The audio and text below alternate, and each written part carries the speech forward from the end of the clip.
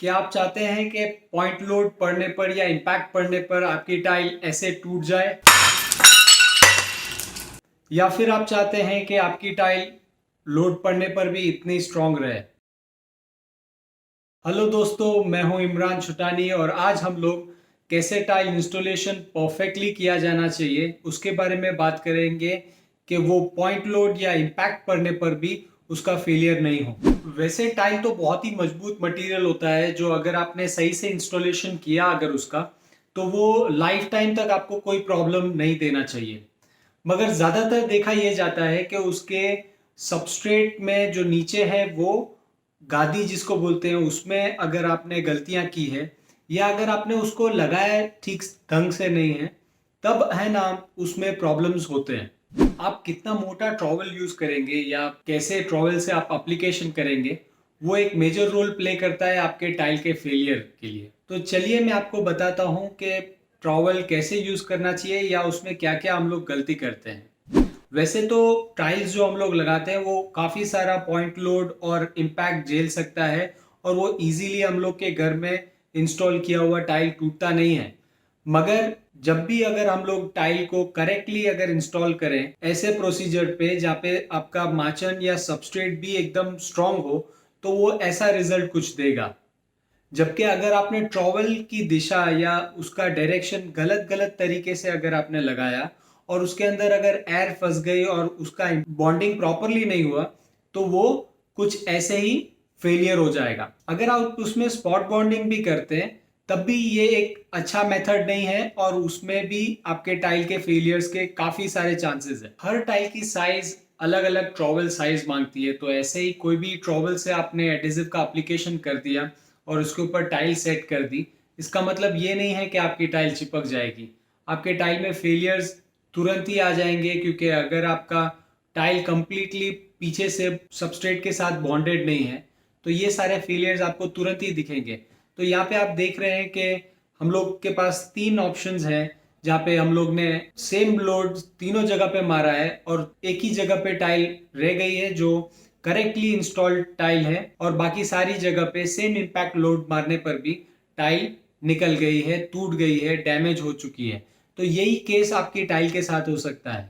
ये ज्यादातर इसलिए यूज होता है क्योंकि ये सबसे आसान तरीका है और आराम से लोग कॉन्ट्रैक्टर्स मूवमेंट करके ट्रॉवल का उसको लगा देते हैं। छोटी छोटी टाइल या फ्लोरिंग की बात करें हम लोग, तो ज्यादा हम लोग प्रॉब्लम नहीं देखते हैं क्योंकि ग्रेविटेशनल पुल के वजह से टाइल अपनी जगह पे पड़ी रहती है। मगर जैसे ही थोड़ा बड़ा फॉर्मेट हो तो हम लोग को प्रॉब्लम्स देखने मिलते हैं। हम लोग यही चीज अभी ग्लास के साथ एप्लीकेशन करके देखते हैं और जानते हैं बेसिकली प्रॉब्लम क्या होता है गलत तरीके से ट्रॉवल घुमाने का। अगर आप ये ग्लास को देखें तो इसमें हम लोग ने एडेसिव लगाया है और गलत तरीके से ट्रॉवल घुमाया है। अभी आप देख सकते हैं यहाँ पे काफी जगह पे एयर है और ट्रैप हो गई है और उसको निकलने के लिए कोई जगह नहीं है।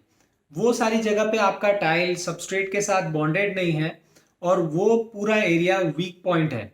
मगर ये वीक है इसलिए बहुत सारे टेम्परेचर वेरिएशंस अगर होते हैं तो ये इजीली बाहर आ सकता है, या सबस्ट्रेट में कोई क्रैक आ सकता है, सबस्ट्रेट का कोई मूवमेंट होगा नीचे के माचन का, या ठंडी गर्मी के इम्पैक्ट में ये टाइल इजीली निकल सकता है।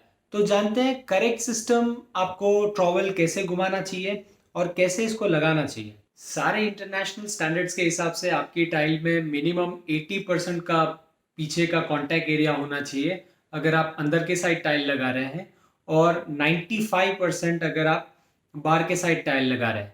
अगर आप पत्थर लगा रहे हैं तो इंटरनल या एक्सटर्नल आपको मिनिमम 95% का टोटल कवरेज चाहिए आपका एडिजिव और आपका वॉल का, टाइल का।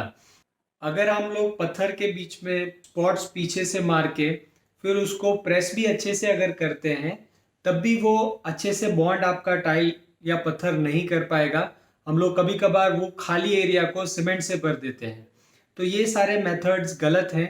और जब हम लोग बड़े बड़े फॉर्मेट की टाइल या पत्थर जब चूज करते हैं तो उसमें तो प्रॉब्लम्स क्या होते हैं कि उसमें बेंड्स आते हैं।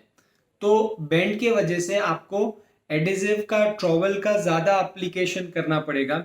एडिजिव जब ज़्यादा अप्लाई होगा तो हर एक अलग अलग एरिया में अलग अलग थिकनेस का आपका एडिजिव जाएगा।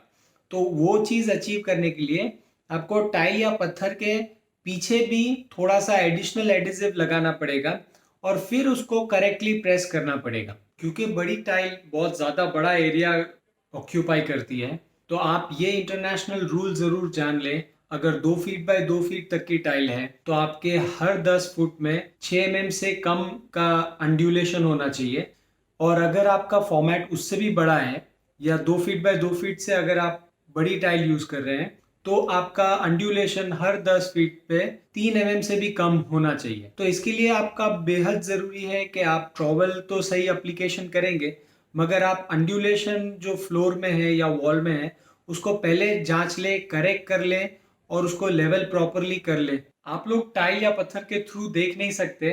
अगर आप टाइल की जगह पे एक ग्लास ही लगा के देखें और अगर आप एडिसिव का ट्रॉवल का एप्लीकेशन स्ट्रेट करके उसको प्रेस करें तो आपको पता चलेगा कि इससे से ज़्यादा बैकिंग मिलता है आपके टाइल पत्थर को और वो बहुत अच्छा स्ट्रॉन्ग बॉन्ड क्रिएट कर पाएगा। दूसरे भी कुछ स्टेप्स हैं जिसको आप फॉलो करेंगे तो आपको टाइल और स्टोन पीछे से बटरिंग परफेक्ट मिलेगा। जैसे कि आप एडिसिव को मिक्स करके पहले उसके फ्लैट साइड से ट्रॉवल को पहले एडिसिव को फैला लें, फिर आप वो एडिसिव को एक सीधी सीधी लाइन में उसको खींच लें। आप जितनी छोटी टाइल यूज करते हैं उसका सबसे छोटा कोना जो होगा उसके तरफ आप ट्रॉवल को घुमाएं, लाइन खींचे और ताकि आपका जो एयर है प्रेसिंग में वो जल्दी से बाहर आ जाए और आपका टाइल कंप्लीटली बॉन्डेड हो जाए। ये ध्यान जरूर रहे कि आप ऐसी कोई जगह न छोड़ दे जहाँ पे आप एडिसिव का एप्लीकेशन नहीं करेंगे। ट्रॉवल एक साइज का ट्रॉवल से आप सारे एप्लीकेशन नहीं कर सकते। आपको चूज करना पड़ेगा कौन से टाइल आप पत्थर या कौन सा टाइल लगा रहे हैं, उसमें कौन सा ट्रॉवल यूज करने पर आपको जो डिजायर्ड वेटेबिलिटी है वो कंप्लीटली मिल रहा है आपके टाइल के पीछे। तो उसको निकाल के रिमूव करके आपको चेक करना पड़ेगा इनिशियली। तो इससे हम लोग ने जाना कि एक सही तरीका है और एक गलत तरीका है, और गलत तरीका यूज करने पर प्रॉब्लम्स भी काफ़ी हो सकते हैं। अंत में मैं यही कहूँगा कि आप स्ट्रेट प्ले कीजिए, ट्रॉवल को टेढ़ा मेढ़ा घुमा के आप एप्लीकेशन नहीं करें तो आपका एप्लीकेशन काफ़ी बेहतर होगा और एवरलास्टिंग ड्यूरेबल भी होगा।